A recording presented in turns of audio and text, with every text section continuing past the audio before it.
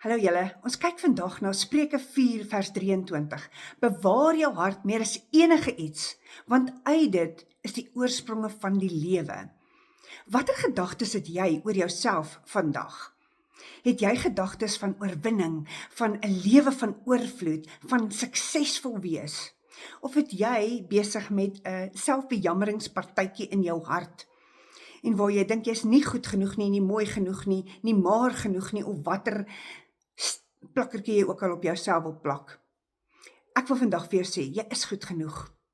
En begin dadelik om hierdie gedagtes vas te vat. Vervang hulle onmiddellik met dit wat die Vader oor jou uitspreek. En watter gedagtes het jy oor ander? Iemand het jou dalk seer gemaak en nou wil jy graag net slegte goed van hulle sê. Begin dadelik kyk na die waarskuwingstekens in jou hart. Vra die Heilige Gees vandag om jou bewus te maak wanneer hierdie goed gebeur, sodat jy onmiddellik iets daaraan kan doen.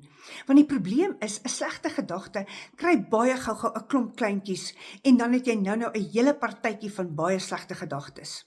So, beveg dit onmiddellik met goeie goed.